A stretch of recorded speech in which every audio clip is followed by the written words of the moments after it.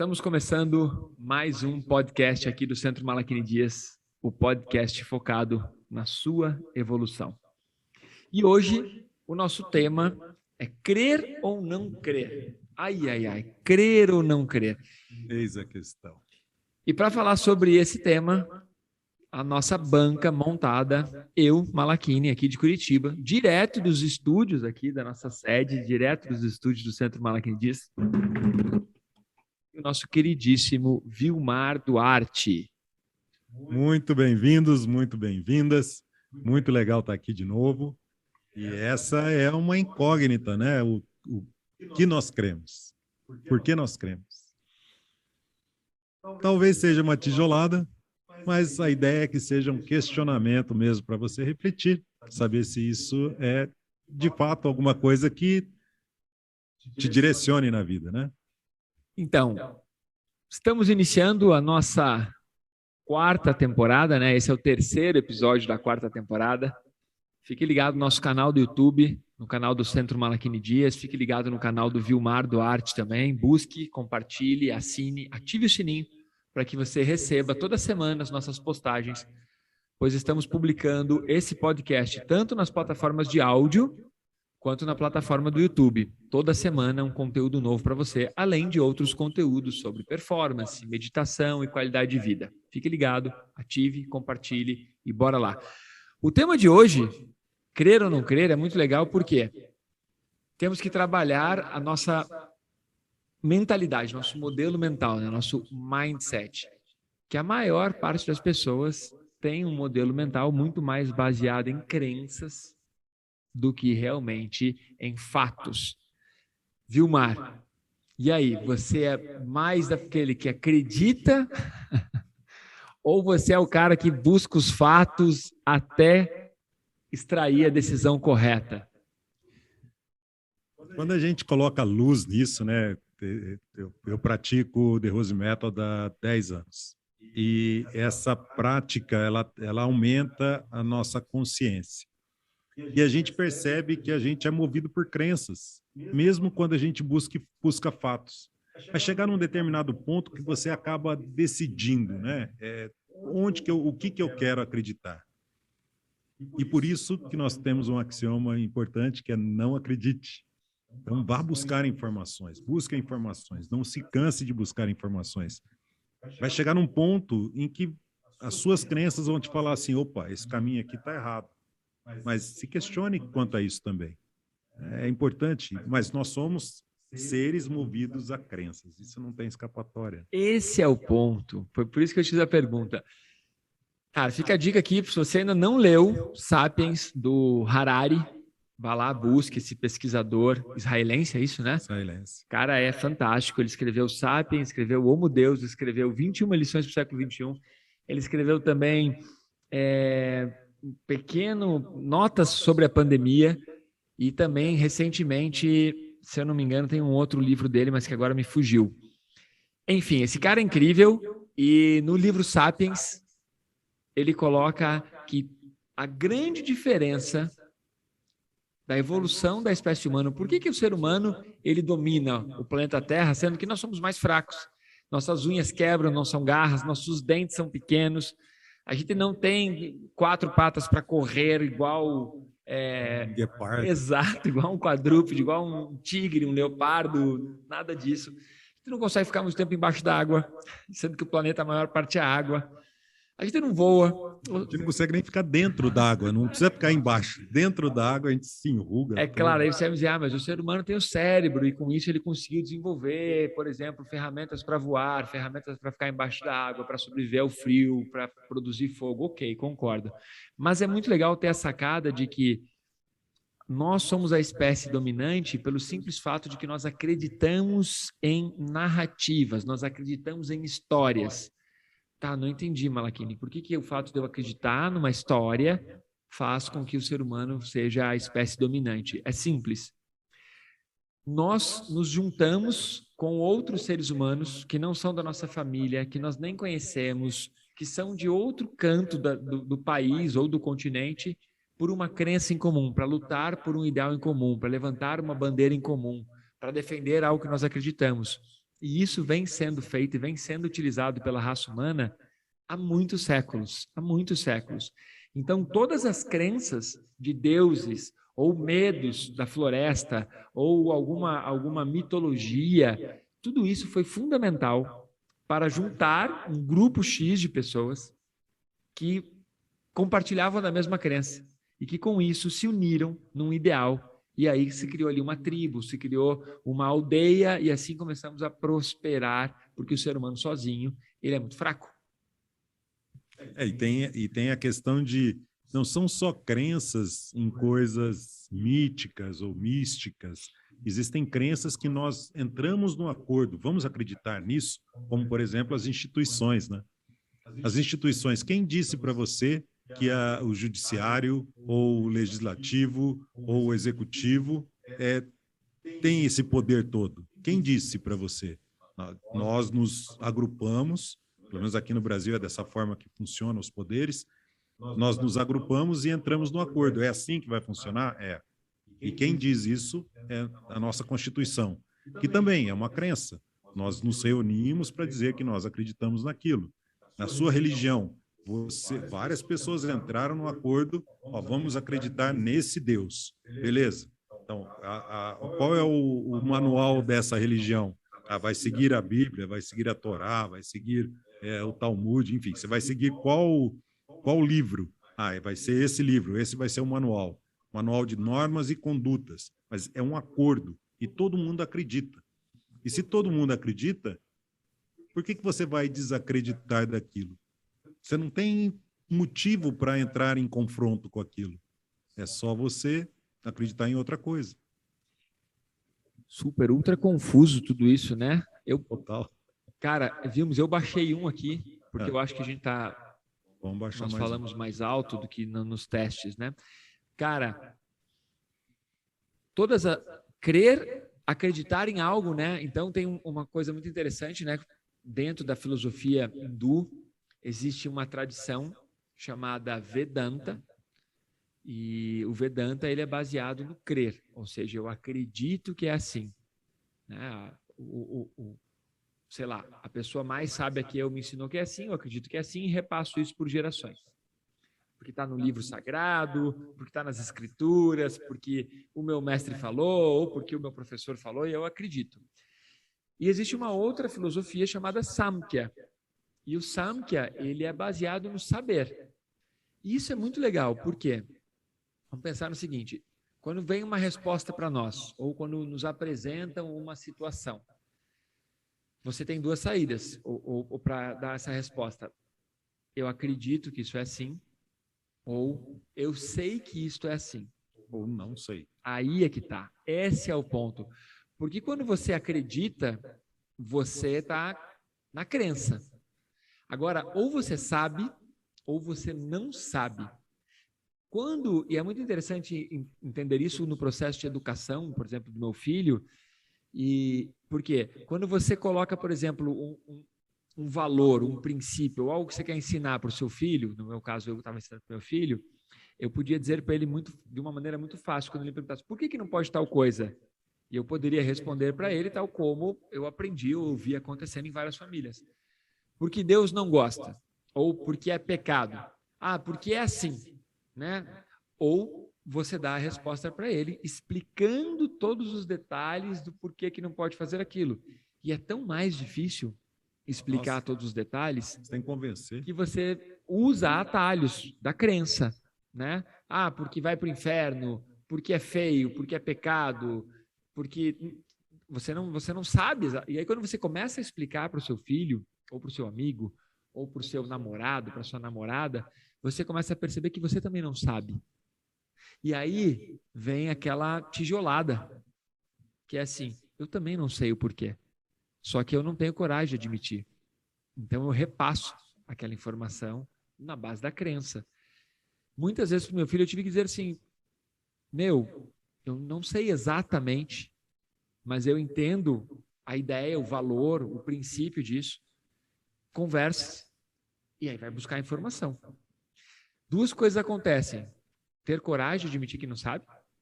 Num primeiro momento parece ruim, Mas depois você ensina seu filho que ninguém tem todas as respostas e que quando você não tiver uma resposta, você vai buscar essa resposta. E aí vem um outro problema, porque você busca a resposta, porém, muitas dessas respostas, a fonte que você foi buscar, também não é certeza que vai estar certo. Por quê? Porque até mesmo hoje na ciência, se você for ver, né, eu acho que eu disse isso já num outro podcast, a ciência ela mais comprova, mais corrige seus acertos do que comprova suas descobertas. E isso já está se repetindo há um bom tempo. Claro, tem coisas que são, mas entende? A dificuldade de você sair do paradigma do crer e entrar no paradigma do sei ou não sei, você tem que aprender a responder que não sabe.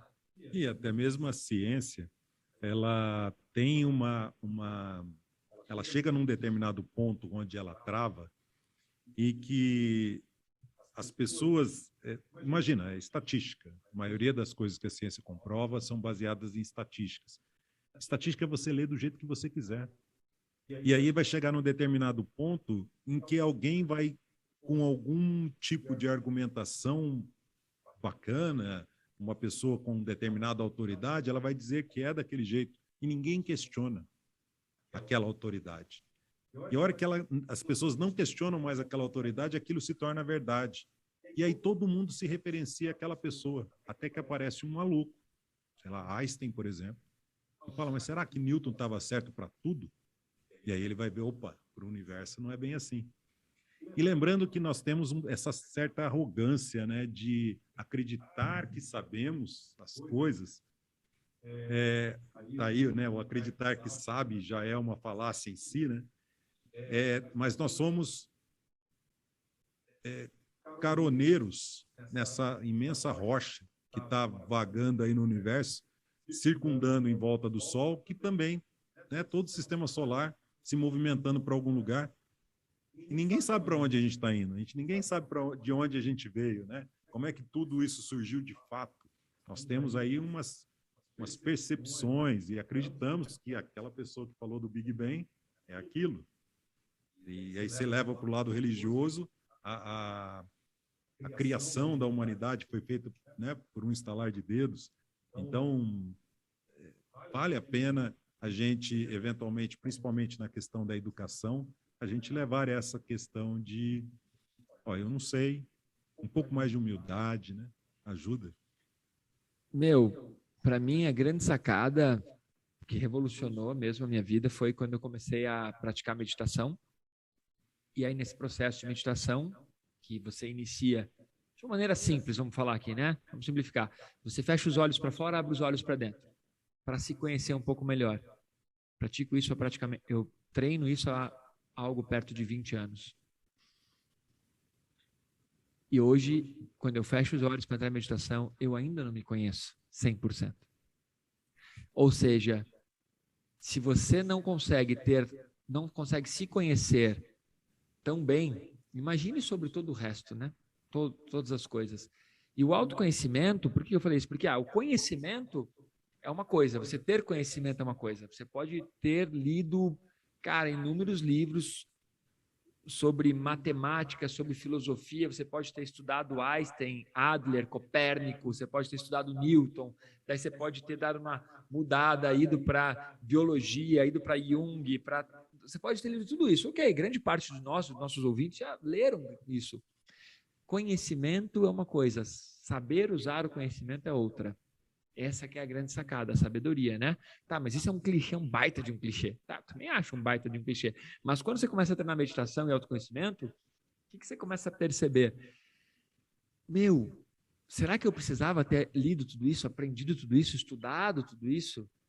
Ou como é que eu busco essa informação? E como é que eu busco essa informação e trago ela à tona sem deturpar? Sem deturpar. Então, quando a gente transmite uma informação, por que eu entrei nessa volta toda? Porque quando eu te digo algo, eu acredito que aquilo que eu estou dizendo é verdade. Eu creio. Eu acredito. E aí você vem e fala, não, olha aqui isso. E aí eu vou usar todo o meu background, tudo aquilo que eu tenho de informação para tentar provar que eu estou certo. Porque o ser humano é um bichinho desgraçado, ele não quer dizer que ele está errado. Nunca, não admite. Às vezes percebe que está errado, mas insiste no erro. Por quê? Porque é uma crença que limita a nossa evolução. A partir do momento que você facilita isso de dizer assim, não sei, não, talvez você esteja certo, vamos ver juntos se você está certo, aí muda tudo. Só que nós ficamos batendo a cabeça para tentar provar que a gente está certo. Isso que você falou do background é bem legal, porque tem a ver com a nossa história, com a nossa cultura, com os nossos paradigmas, né? São os nossos paradigmas mesmo, né? Qual família? De que família que você veio? Qual religião que a sua família acredita? O que aconteceu de história na sua família? Quando a sua família veio para o Brasil, a maioria de nós viemos de fora, né? Se a sua família veio para o Brasil, ela veio fugida da guerra, ela veio no pós-guerra, ou ela é mais recente? Qual circunstância? O que aconteceu naquela região? Da origem da sua família? O que eles trouxeram de carga cultural?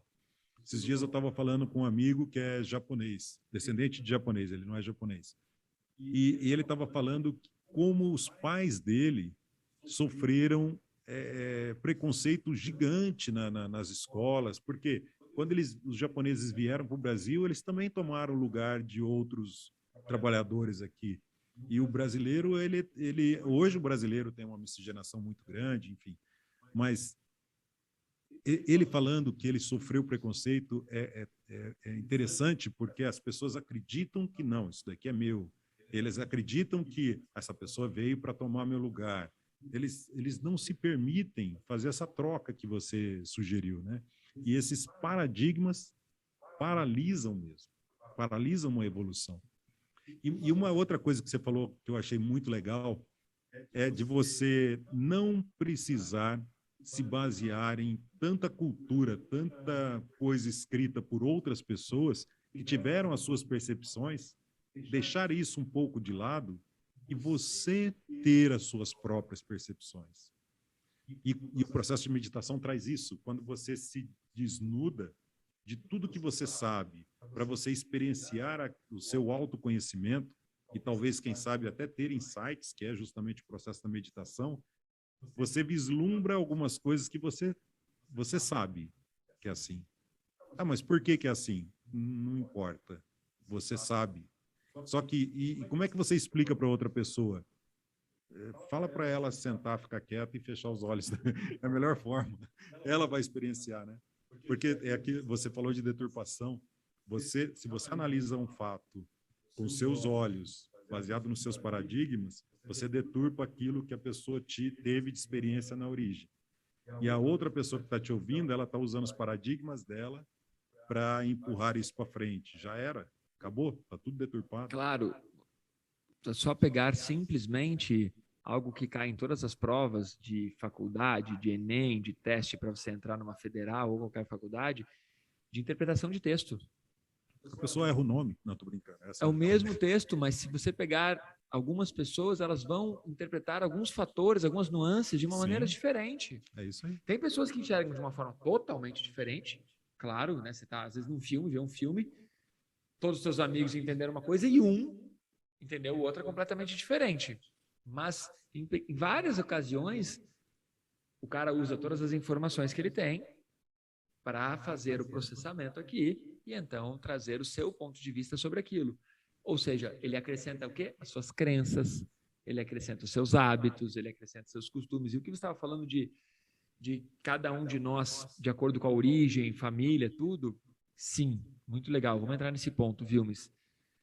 Se você vem de uma família em que a sua mãe, o seu pai, seus irmãos ou seus avós acreditavam em certas crenças, em certas coisas, a tendência, a probabilidade é que você também acredite, até que você comece a entrar na vida adulta e comece a perceber que não.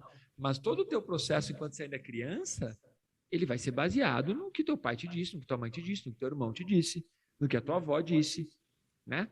Então, vamos lá numa crença muito louca? Papai Noel. Já pararam para pensar que loucura que é acreditar no Papai Noel? Não existe? Está aqui na minha frente. Olha a loucura que é acreditar no Papai Noel. Primeiro que é um velhinho que mora no Polo Norte e que ele usa um trenó e que esse trenó é puxado por renas. Fora isso, quem faz os presentes são duendes.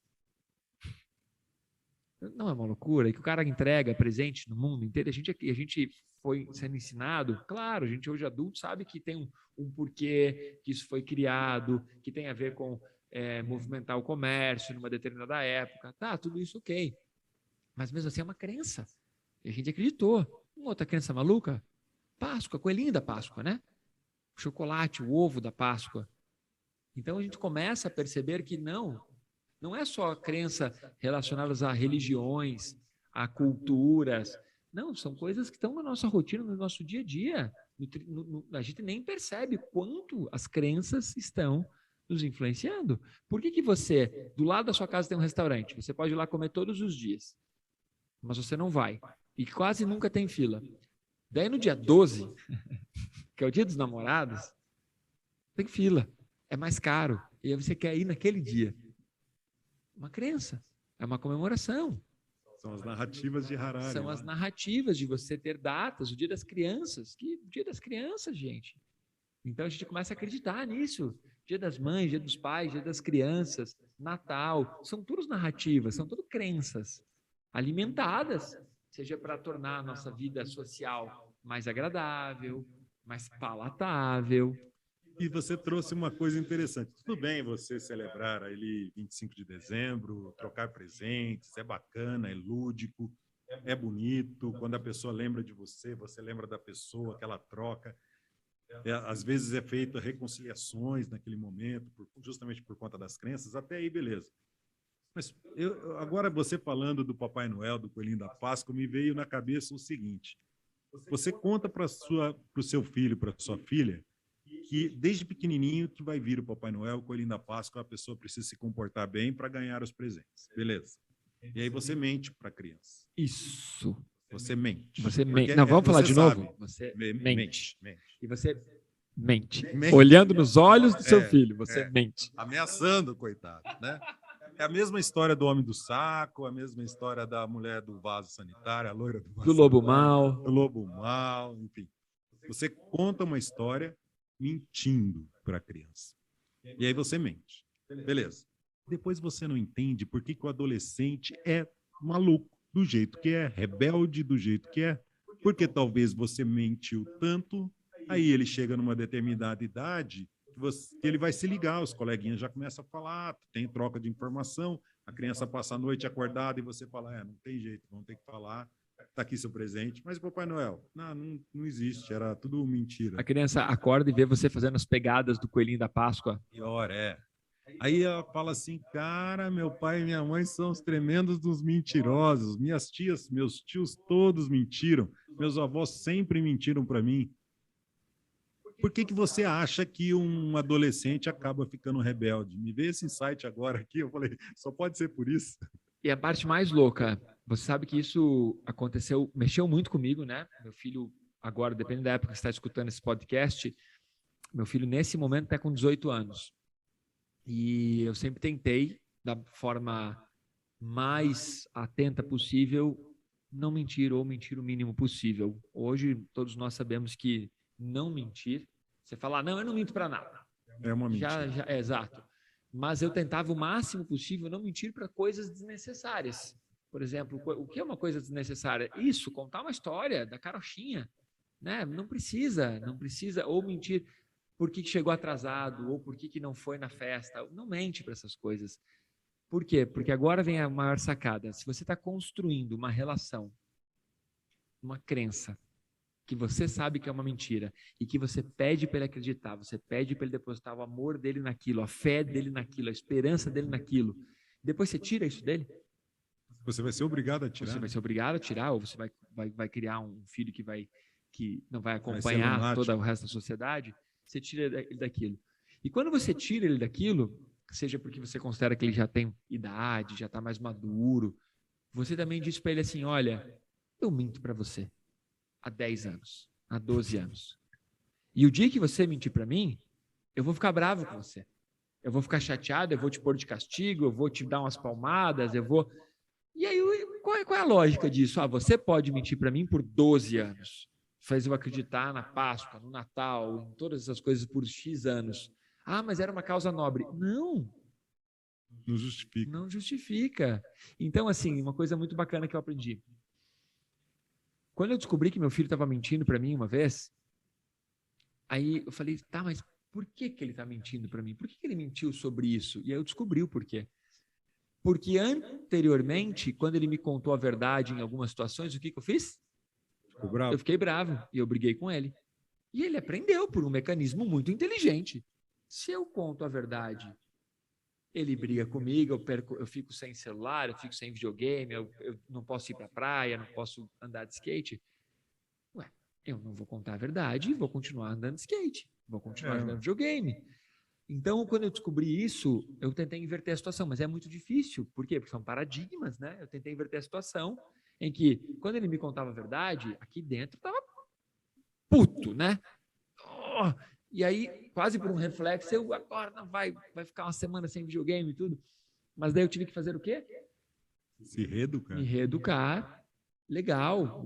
Não parabenizava, nem nada, mas dava um jeito de dar o ensinamento, o castigo ou a correção de uma outra forma, para que aos poucos você vá construindo um relacionamento mais verdadeiro. Funciona 100%? Não. Você quer dizer que meu filho nunca mente para mim? Não. Mas eu entendo. E toda vez que um de nós mente, aquilo machuca mais do que normalmente. Então, as crenças, né? Que loucura, por que a gente está mentindo há tanto tempo na sociedade? E daí vai reclamar que o político mente, que o médico mente, que o irmão mentiu, que o amigo mentiu, que a namorada mentiu. É fato. E aí você que está nos ouvindo, se quer um grande professor, tenha filhos. Tenha filhos e aprenda a educá-los. Mas não saia fazendo filhos assim indiscriminadamente. Tenha filhos, eu já recomendaria. Não tê-los. Mas se não tê-los, como sabê-los, né? Uma vez me perguntaram se eu queria ter mais um filho. E eu respondi que não. E a pessoa ficou chateadíssima comigo. Por quê? Porque meu filho era pequeno, coisa mais linda do mundo. Devia ter uns 4 para 5 anos, talvez, nessa época dessa pergunta. E eu respondi que não. E a pessoa, mas por quê? Não.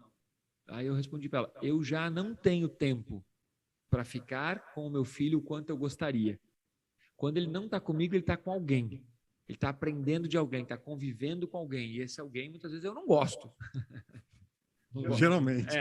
Então, assim, se eu for ter mais um filho, eu vou ter que dividir mais ainda meu tempo. Então, era por isso, não era por uma questão de não gostar de crianças, nem nada. Simplesmente porque qualquer animal de estimação, planta, filho, amigo, namorada, precisa de... Se você quer ter, você tem que dedicar energia. E a tua energia, ela é finita.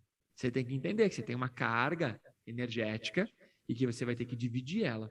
Quando você olhar amanhã, quando você pensar no que você tem para fazer amanhã, todas as funções que você tem para fazer, todas as pessoas que você vai conviver, cada função, cada pessoa vai demandar uma carga de energia.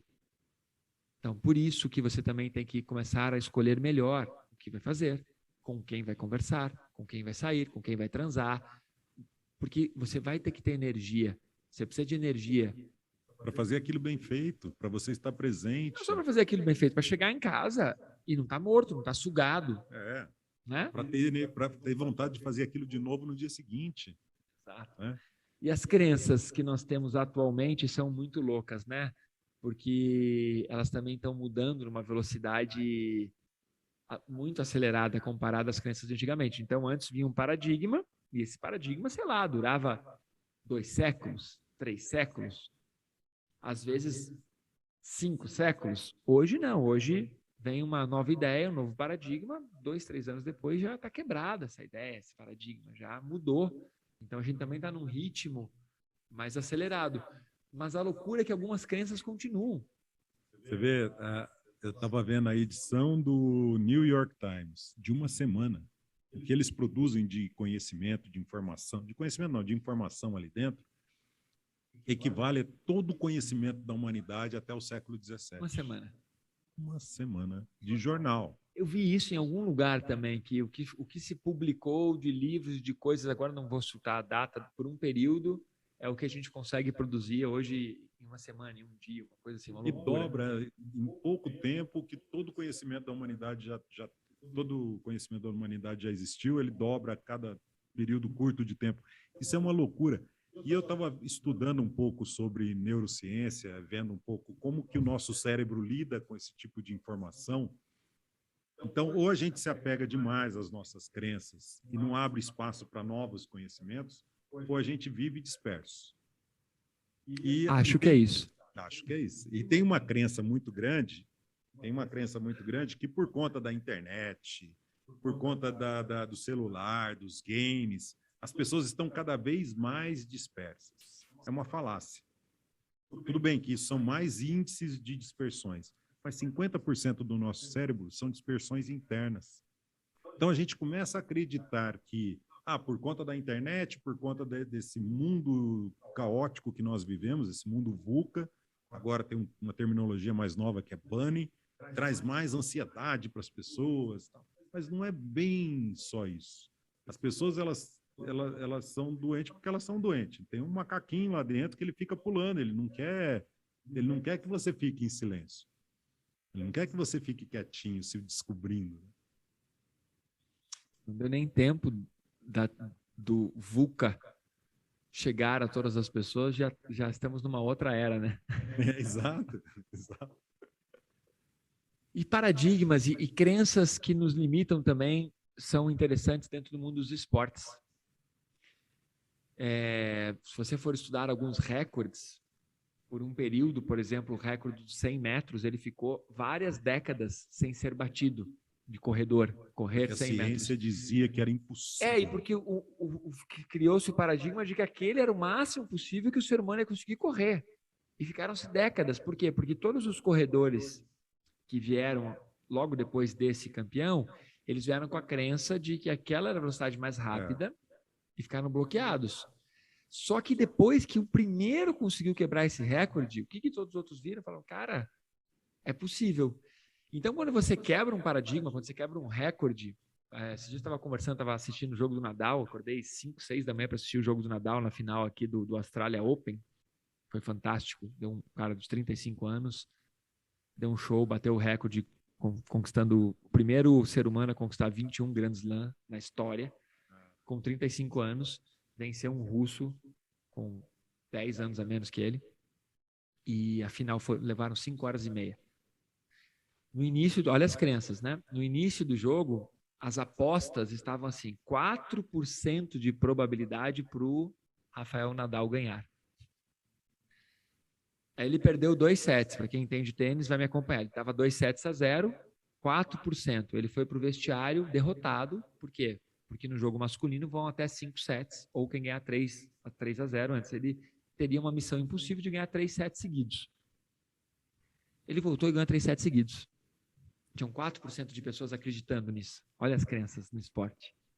Mas a crença dele, ele é acostumado a fazer o quê? A quebrar recordes. Ele é acostumado a fazer aquilo que todos os outros seres humanos consideram impossível.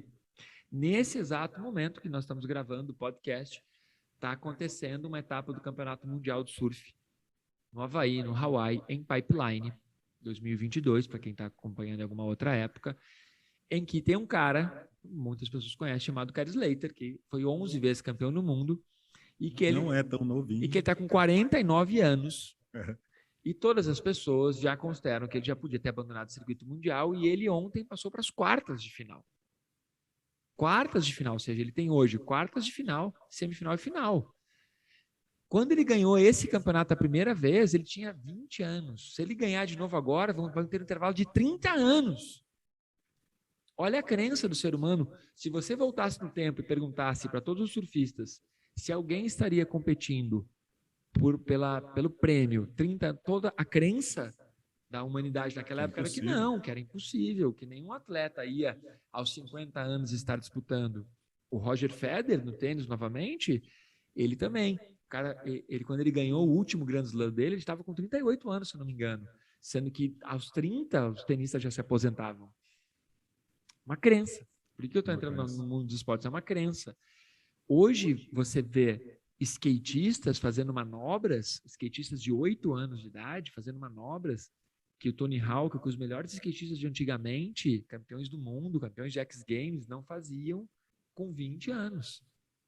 Hoje os meninos de 8 anos fazem. Por quê? Eles nascem assistindo na televisão os X Games, jogando os videogames que os caras fazem umas manobras impossíveis, e a crença deles mudou. A crença deles é o quê?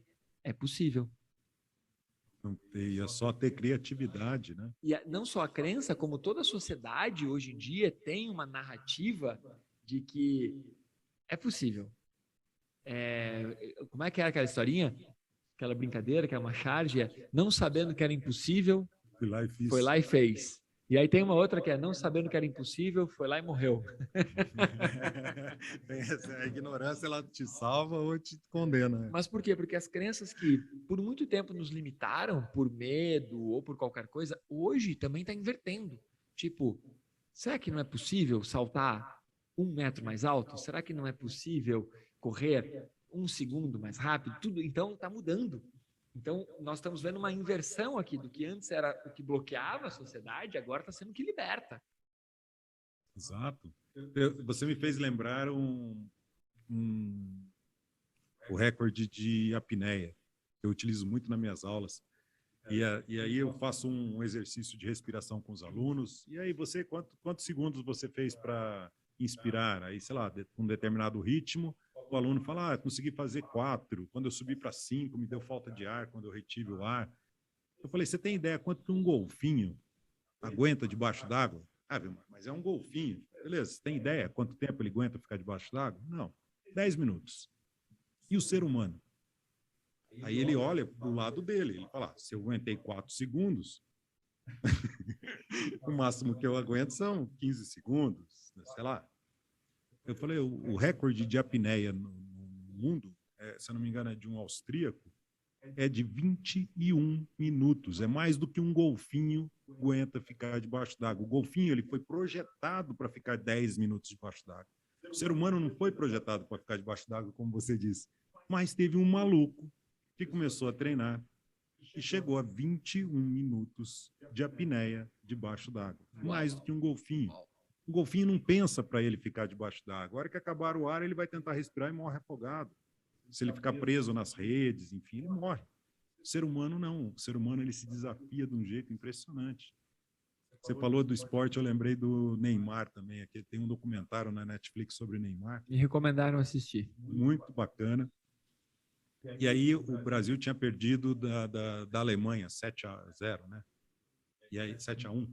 E aí perdeu da Alemanha. Aí ele teve um outro jogo. Os brasileiros chorando, lembrando disso. Imagina, os brasileiros estão todos jogando pedra no vídeo agora, quebraram a tela do computador.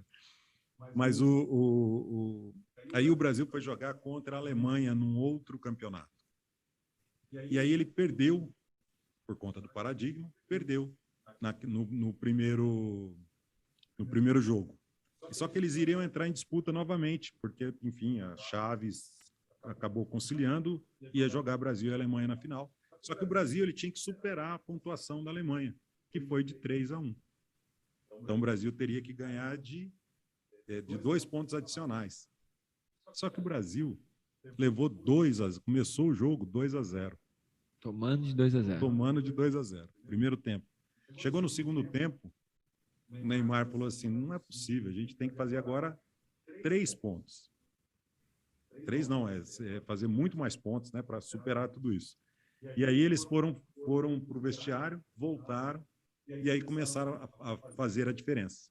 Fizeram 1, marcaram 2, marcaram 3. A Alemanha foi e marcou mais 1. Falou, não é possível. Aí teve pênalti. Enfim, ganhamos. Então, no final das contas, se você acreditar que você está derrotado, acabou já para você. Muito. E isso das crenças foi muito legal de entrar no mundo dos esportes, porque a gente percebe assim, nos esportes individuais, isso é mais presente. Por quê? Porque o cara depende só dele. Nos esportes coletivos, vamos dizer lá, se 5 acreditam e 3 não acreditam, melou, né? Mas também está presente. Mas nos esportes individuais, isso é muito presente. Se ele acredita, e claro, se ele se dedicou, se ele treinou, se ele tem um pouco de talento, fez a parte dele, e aí ele chega num momento e acredita, já não tem para ninguém. Aí a crença, para ver como a crença é poderosa, porque muitas vezes num jogo ou num momento da sua vida, o fato de você acreditar que aquilo vai dar certo faz toda a diferença. Pega isso, quantas pessoas alcançaram o sucesso em um projeto, em um plano, em uma viagem, em qualquer área da vida, porque realmente sabiam o que queriam, claro, e acreditavam naquilo. Fé, né? Fé. Não fé no sentido religioso, uma fé Convicção. de convicção, uma fé. E nos esportes isso fica muito claro. Isso é muito legal. Mas nós, seres humanos, volto de novo para a meditação. A partir do momento que você começa a treinar a meditação, autoconhecimento, se perceber mais, você também começa a perceber que muitas das coisas que você não conquistou na vida foi simplesmente porque você estava preso numa crença de que você não merecia, de que não era para você, de que você não era bom o suficiente, de que aquilo não é para a pessoa que nasceu onde você nasceu. Você não está preparado o suficiente. Exato. Então, aí quando você começa a perceber, não, pode ser sim. Então é muito legal. Você pega a história, por exemplo, de mulheres que bateram recordes que antes eram de esportes que elas eram proibidas de praticar. Quantas gerações ficaram na crença de que aquilo não era para elas, até vir alguém e falar assim, não, mas eu também quero, eu também posso.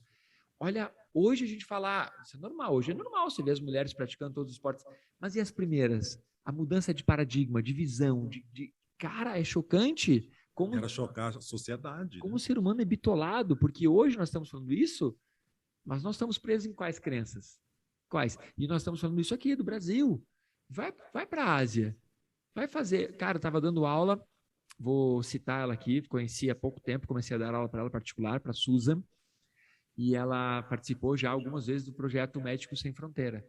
E ela me contou dos períodos que ela ficou na Ásia, nos lugares em que mulher não tem vez mesmo. E ela ficou 3 meses. E aí você realmente percebe o quanto nós não sabemos, nós temos crenças e limitações completamente diferentes, dependendo de onde você nasce, do que você faz. E que se você chega num outro país com as suas crenças, tá travado. Talvez você seja, inclusive, deportado ou não vai poder exercer algo que para você é totalmente comum. Então, o mundo, o planeta Terra ainda está dividido em crenças. Por mais que você diga, não, está dividido em crenças. Principalmente crenças religiosas, claro, mas ainda estamos presos em muitas e muitas crenças. Você vê ciência, né? Nós vivemos num mundo tão científico, ou cientificado, que nem a ciência consegue mostrar, através de fatos, que algumas crenças são só crenças, são só narrativas. Você não consegue quebrar uma crença num determinado país, um preconceito, como você citou, e tem países que não considera a possibilidade de pensar diferente. É impressionante. E agora falou de países. Vamos dar uma tijolada aqui em nós. Vamos falar de bairro? E na sua casa? Você se permite pensar diferente na sua casa? Porque em alguns momentos da vida, eu entendo a importância de você se fechar numa bolha. Eu entendo, para você ter saúde mental, para você ter saúde emocional, para você ter foco, você chega uma hora que você não aguenta mais ficar conversando com as pessoas para tentar mostrar que existe outro. Eu entendo que em alguns momentos você se fecha numa bolha e isso é importante, tudo bem. Nem estou aqui para julgar nem nada disso, eu já fiz isso muitas vezes também. Mas se realmente estamos falando de um modo amplo, e na sua casa, e no seu condomínio, no seu bairro, como você falou. O que você está fazendo para mudar as suas crenças, os seus hábitos, as coisas que estão bloqueando e impedindo a sua evolução? Já que o podcast é sobre evolução, o que você que está nos escutando está disposto a fazer para evoluir? Ah, mas eu não quero evoluir, eu estou numa boa na minha vida. Tem certeza? Você não está treinando alguma coisa? Você não quer evoluir? Você não está estudando um novo idioma? Você não quer evoluir? Você não está estudando para um concurso? Você não quer evoluir? Você não quer conseguir estacionar melhor seu carro? Qualquer coisa. Ganhar um aumento é muito do salário, difícil você não querer evoluir em nada na sua vida. É possível? Tá, é possível. Tudo é possível na vida. Mas se você realmente parar para pensar, você quer evoluir. Você quer evoluir. Talvez você não queira trabalhar mais no sábado, no final de semana. Você quer evoluir a maneira de trabalho. Talvez você queira conseguir dormir melhor. Você quer evoluir. Você quer melhor qualidade de sono. Talvez você queira evoluir no sentido financeiro, no sentido de circunferência. Então, assim, quais são as crenças que você tem que mudar? Né? Eu acho engraçado, adoro comer castanhas. Quem me conhece mesmo sabe. Esse cara que está gravando sou eu não construo um personagem aqui. Eu adoro comer castanhas, como adoro comer paçoca, como adoro comer pizza. Amo Coca-Cola, mas não tomo. Faz aí, talvez 8 anos, 10 anos, não sei mais a conta, que eu não tomo Coca-Cola. Mas amo. Mas castanha, por que eu entrei na castanha? Porque eu adoro comer castanhas, eu como muitas, mas existe uma crença. Você tem que comer 3 por dia. 3. Não eram 2? 3 ou 2, porque tem muito óleo isso, muito aquilo, e aí vai atrapalhar. Tá, mas por que quando você vai comer chocolate, você pode comer uma barra? Não, não pode, mas as pessoas comem. Por que quando vai tomar cerveja, toma uma grade? Quando vai tomar um uísque, toma 4, 5 doses, né? Por quê? E aí o cara vai falar da minha castanha? Me deixa comer minhas 10 castanhas. Eu vi um post Porra! muito legal hoje, que o camarada falava assim, você já ouviu falar que você tem que tomar 2 litros d'água por dia, 3 litros d'água por dia, ou aumentar a quantidade de água para se hidratar melhor? Aí a pessoa fala, mas isso é muito impossível, isso é difícil, tomar 3 litros d'água por dia. Aí a pessoa sai do horário de expediente, vai para o boteco e pede 2 litrão. E pede uns copos de chopp daqueles de 1,5 litro. 5 litros lá e toma. Cara, não faz sentido, cara. Né? Você precisa comer salada. Mas eu não aguento comer um bowl de salada. Então pede uma pizza, ainda pede outra. Repete. Não, mas você pode. Eu já tentei a dieta do Malakini e não consegui, justamente porque eu tenho uma tendência diferente da dele e ele faz exercícios e eu não faço a quantidade de exercícios que ele faz. É interessante, né? As pessoas falam, da minha alimentação, mas se você for realmente perceber a quantidade de coisas saudáveis que eu como, também tem essa sacada, né? E nós temos que entender que também existe uma crença na alimentação que ainda não é provada 100%, que não tenha erros, porque quem já tem algum tempo estudando ou prestando atenção nisso, teve um momento em que a linhaça dourada era o alimento, como é que chamam hoje os superalimentos? Os superalimentos. A linhaça dourada. Aí, numa outra época, era cartilagem de tubarão. Numa outra época, o kiwi era a fruta que tinha mais vitamina C do mundo. Aí, de repente, o ovo é saudável, o ovo é vilão. Daí o ovo volta a ser saudável, daí o ovo volta a ser vilão. Então, o tempo todo, os nutricionistas e mais a ciência, eles ainda estão. Por quê? Porque o que nós temos que entender, meu ponto de vista, né? Que eu acho muito legal, é que o ser humano ele não é só um tubo digestivo. Porque ele é um tubo digestivo acrescido de emoções, de sentimentos, de perspectivas, de projetos e de momentos da vida. Tem um momento da vida que você vai comer a pizza e que aquilo vai ser digerido e vai gerar só a energia que você precisa.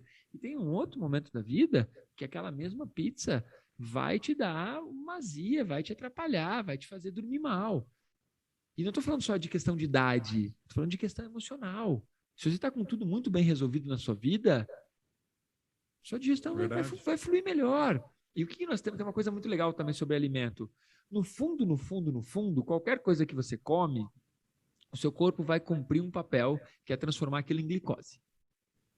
Só isso que ele faz. Então, e é a glicose que vai gerar energia para a gente movimentar, pensar, raciocinar, transar, correr, passear, estudar. Então, no fundo, o que você precisa é que, à medida que você vai comendo, a combinação de coisas que você vai comendo, claro, o mais saudável possível, mais orgânico possível, menos embalado possível, óbvio, mas no fundo, vai transformar em glicose. E o seu corpo vai usar essa glicose para gerar os resultados. Então, é claro que tem hoje um estudo nutricional dos alimentos, mas para pensar numa coisa muito louca. Olha essa crença de novo. Quero que você que está nos escutando vá atrás dessa informação. Não acredite em tudo, não creia. Não acredite no que nós estamos falando. Quando foi que estabeleceram que a nossa dieta tem que ser baseada em 2.000, 2.400 calorias? Quando foi? Deve ser muito recente isso. Muito recente para a história humana, né? É. Mas vai. década de 70, década de recentíssimo. 60. Quanto já mudou de lá para cá? Para você continuar dizendo que são 2.000, 2.400 calorias? 2.000 calorias para o meu pai que ficava parado. Hoje o cara corre, pedala, nada, faz crossfit, faz yoga, aí ele vai e participa de uma ultramaratona, daí ele ainda fica trabalhando, escreve um livro, faz não sei o quê, acordou de madrugada às 4 da manhã porque ele é maluco, tem que tomar banho gelado, tem que fazer a meditação. 2.000 calorias? Não, me desculpa. Então, entende que a gente está preso num paradigma nutricional que já está ultrapassado também. Totalmente. Sem contar que para uma pessoa é uma coisa, para outra pessoa é outra, totalmente diferente, só que eles querem encaixar todo mundo nas caixinhas, que é mais fácil. Não é, É a história do Papai vou Noel. dizer que não é só mais fácil, é importante. É importante você ter uma medida que funcione para várias pessoas, porque isso também facilita o processo. Se você for estudar os remédios, as coisas todas, você for ler a bula, tem lá, 1% de pessoas acontece tal coisa. Você vai ler a bula, você não toma o remédio. Mas para a maior parte, então o bem é maior, porque aquele remédio cura mais pessoas do que, entende? Então é importante também ter esse trabalho de que funciona para a maior parte das pessoas. Mas o que eu quero dizer é que a gente não pode ficar numa crença de que é assim. E você tem que sentir em você. Tem que sentir em você qual é o efeito. Quando você come uma pizza e vai dormir, para você. Eu fico mal. Mas você fica mal ou você fica com peso na consciência? Porque eu como uma pizza inteira. E não tem nenhum tipo de peso adicional. Nenhum tipo de peso na Nem o consciência. peso. E aí as pessoas falam, mas você come tanto queijo e como é que tá o teu colesterol, não sei o quê. Tá incrível. É incrível. Aí eu vou no nutricionista, não sei o quê, ela vai e me mede, como é que tá aí meu índice de gordura? Ela olha para mim e fala, de atleta. O que você faz? Eu como pizza. Eu como paçoca, eu como doce de leite no café da manhã. Funciona para todo mundo? Não, não funciona. Malakini, mas é porque você é novo. Sou novo, 42 anos. Agora, recomendo? Não recomendo. Não. Divido paçoca com meu filho? Divido. Cara, se eu sentir o cheiro da paçoca, eu engordo 1 quilo. Sentir o cheiro da paçoca. Então, eu gosto também bastante. Mas para a gente encerrar aqui, o nosso bate-papo foi divertidíssimo sobre crenças e tudo. Também tem um pouco a ver com o que você acredita. É claro que o alimento ele tem um valor nutricional. É claro que o processo de digestão ele vai ocorrer de uma maneira muito similar em todos os seres humanos, mas também tem a ver com o que você acredita. Você vai comer a batata frita pensando que aquilo vai te matar, vai te dar câncer, que vai entupir suas artérias? Aquilo vai.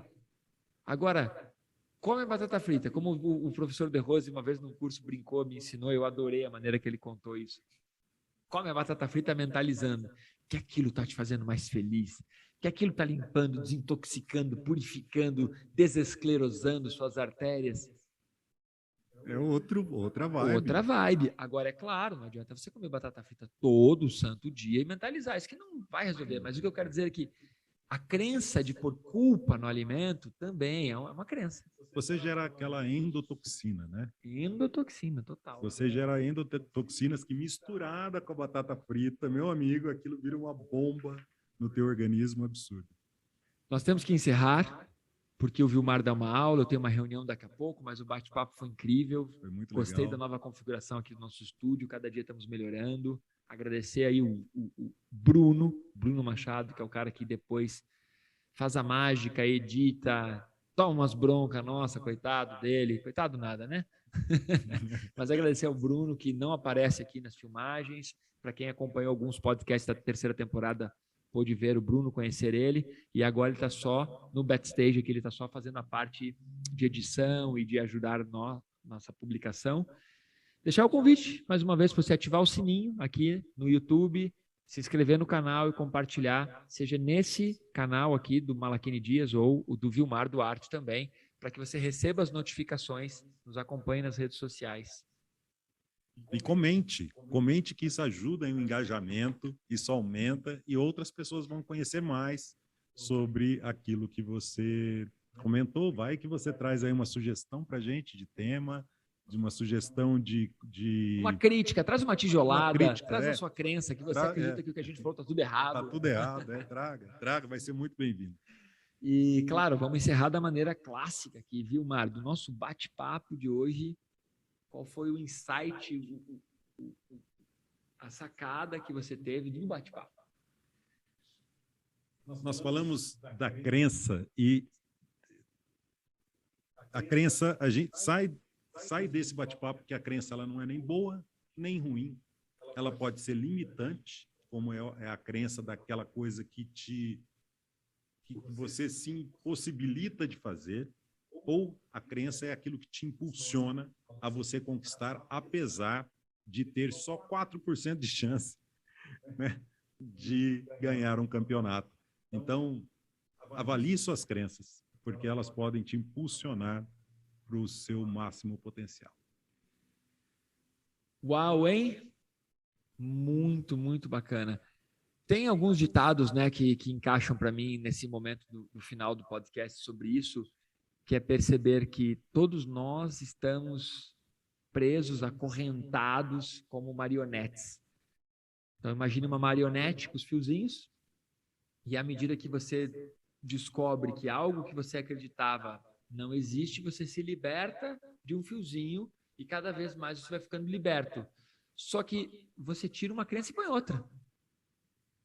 Então, o insight que me veio é o quanto realmente nós somos livres, o quanto realmente cada vez que você desmistifica, se liberta de uma crença, você não está entrando em outra.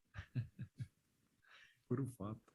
Então, a grande sacada é verifique aquelas coisas que você acredita, as coisas que você tem fé e que estão lhe ajudando, que estão lhe potencializando, e perceba aquelas que estão te atrapalhando. Não se preocupe em ter que se libertar de todas as crenças ou ter que achar problema em todas as crenças, mas perceba quais são as coisas que você tem acreditado e que estão lhe atrapalhando. E o mais rápido possível, se liberte. Isso aí. Top. Uou, vamos nessa, mais um podcast. Valeu, Vilmos, obrigado. Eu que agradeço, aí foi muito top. Valeu. E até a nossa próxima publicação, até o nosso próximo podcast. Valeu.